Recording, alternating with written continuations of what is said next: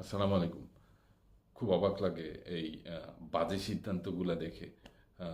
রামপাল বিদ্যুৎ কেন্দ্র কিংবা রূপপুর পারমাণবিক বিদ্যুৎ কেন্দ্র এগুলা নাকি উদ্বোধন হবে না। এত টাকার যে ইনভেস্টমেন্ট, বাংলাদেশ যে একটা পরমাণু শক্তিধর দেশ হবে, আমাদেরকে পরমাণু শক্তিধর দেশ হতে দিবে না। সেটা আমরা বিদ্যুৎ যে আমাদের ঘাটতি ছিল, সেই বিদ্যুৎটা আমাদের ঘাটতি পুরোটাই চলে যেত। ইভি গাড়িগুলো ইম্পোর্ট করা যাবে না এখন। ইভি গাড়ির যথেষ্ট ইম্পোর্ট করা যেত এই রামপাল রূপপুর বিদ্যুৎ কেন্দ্রটা উদ্বোধন হলে। এখন এই প্রজেক্ট নাকি আর চালু হবে না, এটা ব্যর্থ প্রজেক্ট হয়ে যাচ্ছে। কেন? রামপাল বন্ধ করে দেওয়া মানে হলো আমাদের আর পরমাণু শক্তিধর দেশ হিসেবে উঠতে না দেয়া। এটা হলো বৈদেশিক একটা চাপ।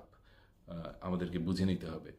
একইভাবে হলো এটা বন্ধ করে দিতে হবে, সেটা বন্ধ করে দিতে হবে। শেষ পর্যন্ত দেখা যাবে কি এসে আমাদেরকে সেন্ট মার্টিনে থাকতে হবে। সেন্ট মার্টিনে থেকে তোমাদেরকে কন্ট্রোল করতে হবে, ইন্দো প্যাসিফিক অঞ্চলটা কন্ট্রোল করতে হবে। এগুলা হচ্ছে এটাই পরিণতি।